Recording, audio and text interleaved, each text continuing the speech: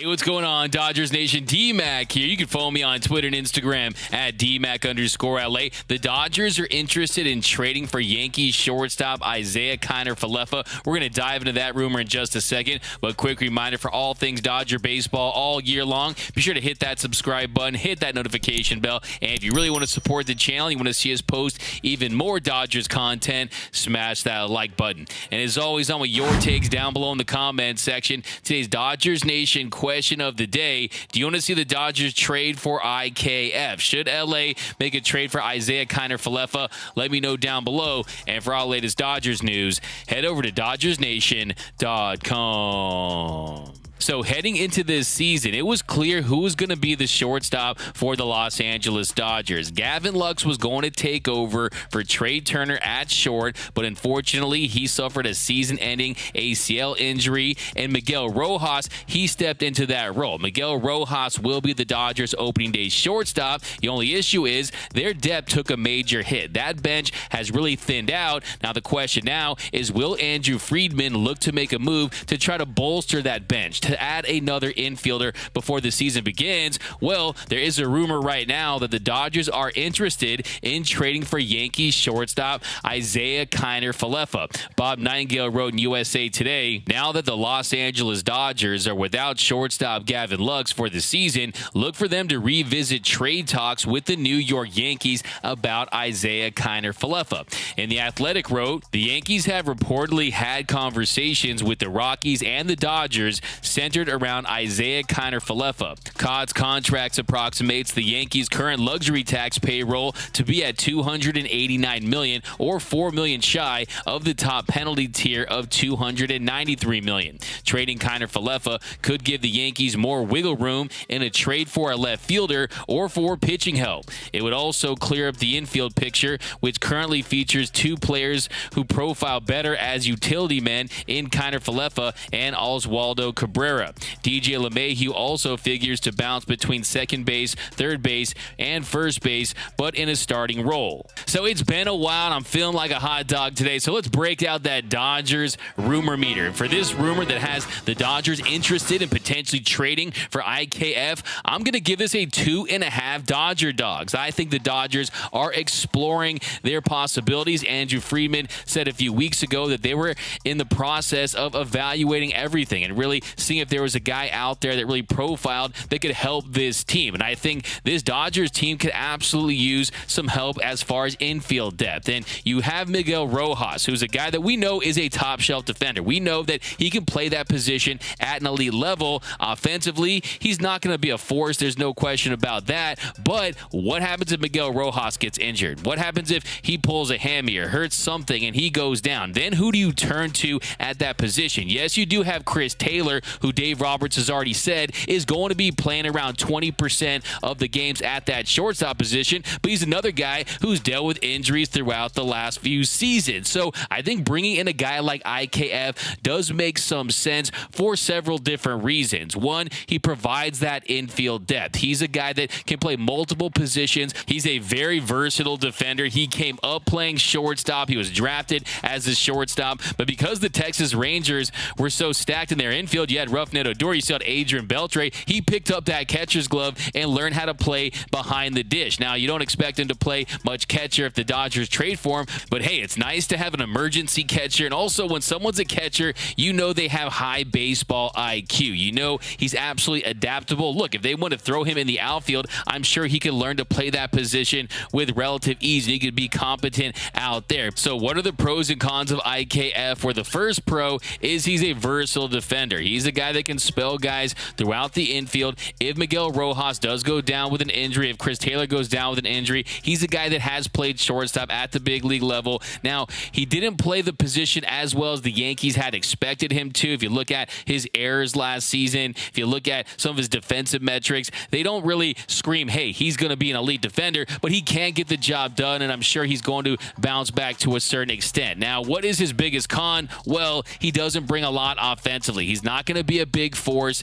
He had an 85 WRC plus last season. That was 15% below league average. That was slightly up from his career norms at 82 WRC plus, but he's not a guy that's going to rake. At the very best, you could hope for him to be a league average bat, but that's not what you focus on with him. Like I said, it's about the defense, it's about the versatility, and then also he's not a guy that is going to hit for much power. So that's another con as well. He's hit 20 home runs during his 5-year career in 2,054 plate appearances. So he's not going to be a guy that you expect to match like a Trey Turner, a Corey Seager, or some of these elite shortstops around the league. But I've got news for you. None of those guys are walking through that door. None of those guys are available through trade. The Dodgers, they had opportunities to pursue guys like a Carlos Correa or a Dansby Swanson or a Xander Bogaerts, or to try to bring back a Trey Turner. They could have tried to re-sign Corey Seager, and they could have been a little more aggressive back after the 2021 season, but they did not do that. They said, hey, we are going to give Gavin Lux this opportunity. We think he has what it takes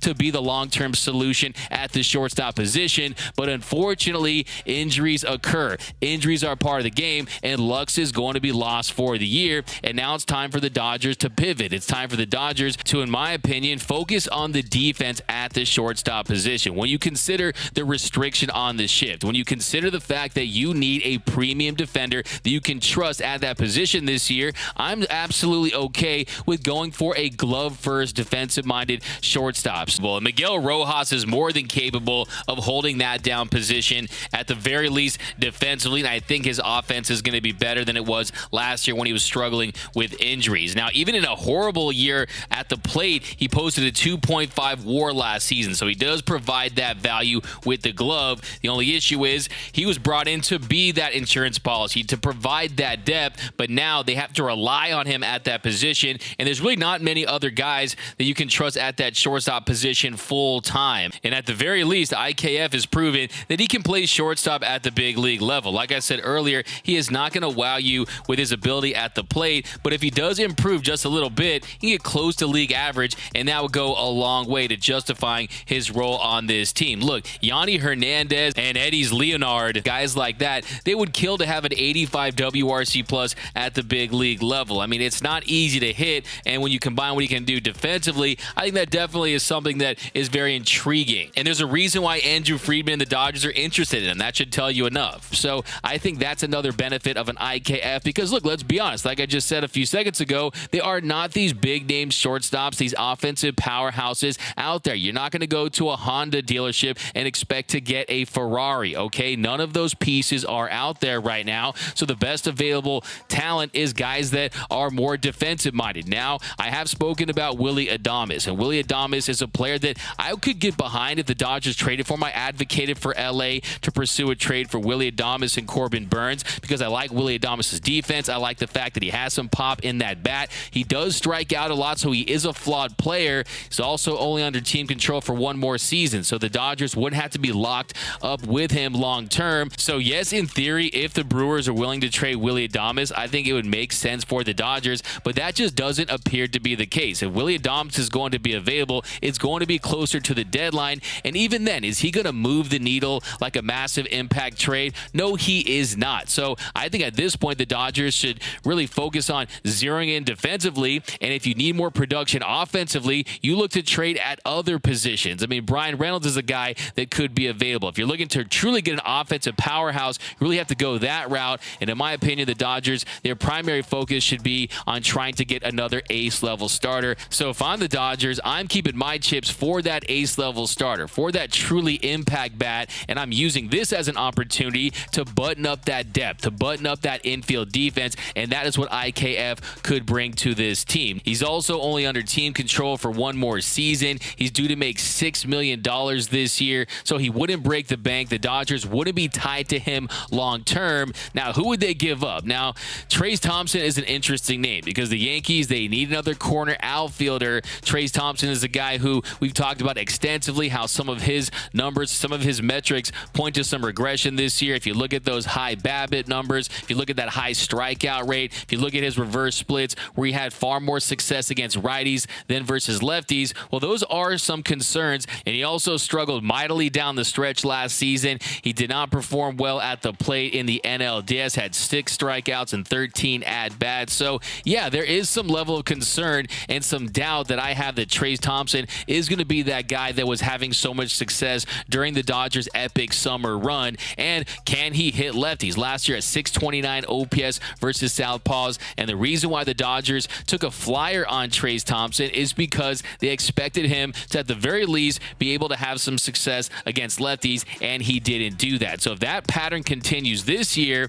and you look at the Dodgers outfield picture, there might not be a spot for Trayce Thompson unless he's able to do that. So could there be a sell high possibility right now, sending Trayce Thompson to the Yankees in exchange for IKF? I definitely see that as a realistic possibility, but I will say I do want to see how Trayce does against lefties early on this season. Give him a chance, see if he can really turn things around. I definitely think he has it in him. He's having success in the WBC. He's putting a lot of work this offseason, so I'm not ready to pull the trigger quite yet. Just something to think about. And if you look at this Dodgers outfield picture right now, it is a little crowded. We know Mookie Betts, he of course is going to be the Dodgers starting right fielder, the 6-time Gold Glove Award winner.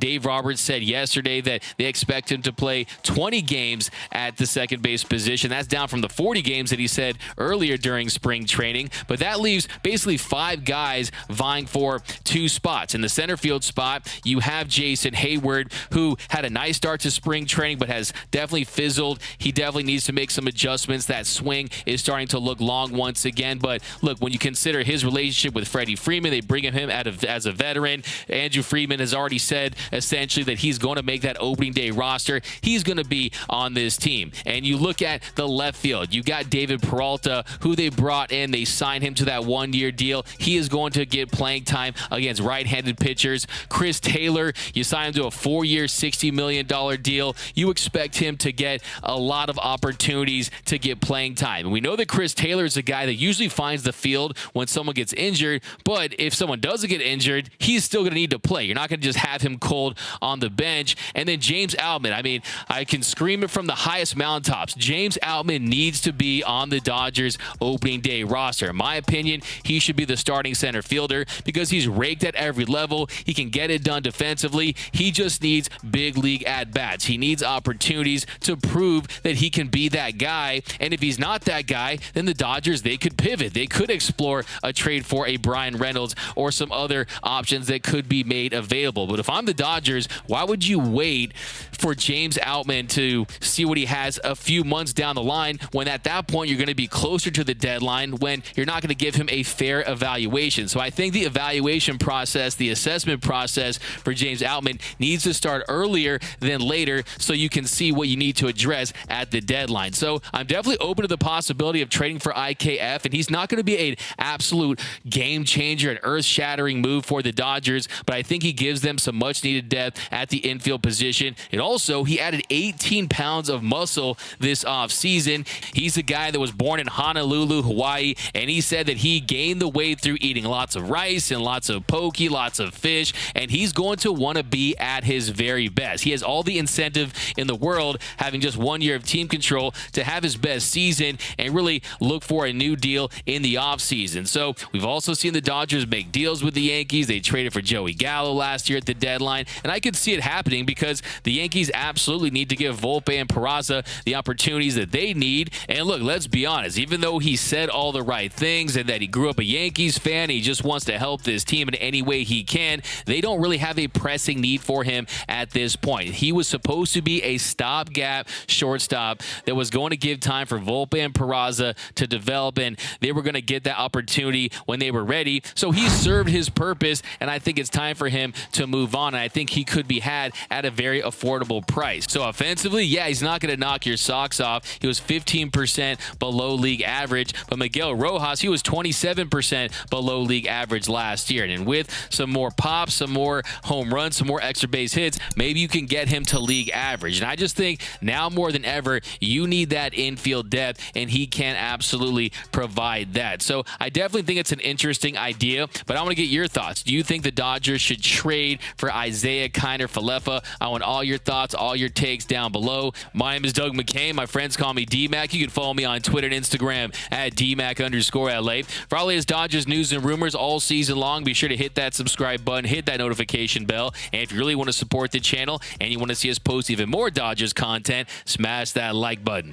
And as always, think blue, bleed blue, and I'm out.